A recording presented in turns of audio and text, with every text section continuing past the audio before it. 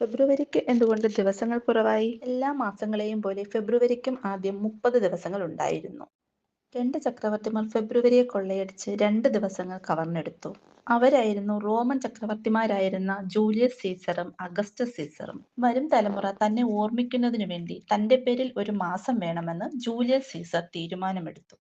അങ്ങനെ ജൂണിന് ശേഷം വരുന്ന മാസത്തിന് ജൂലിയസ് സീസർ ജൂലൈ എന്ന് പേര് നൽകി. എന്നാൽ ജൂലൈക്ക് 30 ദിവസം മാത്രമേ ഉണ്ടായിരുന്നുള്ളൂ.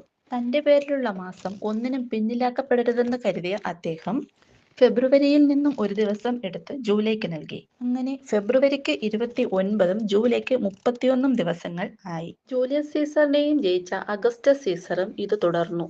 അദ്ദേഹം ജൂലൈക്ക് ശേഷം വരുന്ന മാസമാണ് തിരഞ്ഞെടുത്തത്. ജൂലിയസ് സീസറിനെ പോലെ അദ്ദേഹവും ഫെബ്രുവരിയിൽ നിന്നും ഒരു ദിവസം എടുത്ത് തന്റെ പേരിലുള്ള ആഗസ്റ്റ് മാസത്തോട് ചേർത്തു. അങ്ങനെ ആഗസ്റ്റിന് 31 ദിവസങ്ങളും ഫെബ്രുവരിക്ക് 28 ദിവസങ്ങളും ആയി. ഫെബ്രുവരിക്ക് ഒരു ആശ്വാസമായിക്കോട്ടെ എന്ന് കരുതി അതിവർഷത്തിൽ അധികമായി വരുന്ന ഒരു ദിവസം ഫെബ്രുവരിക്ക് നൽകി. അങ്ങനെയാണ് 4 വർഷത്തിലൊരിക്കൽ ഫെബ്രുവരിക്ക് 29 ദിവസം ആയത്.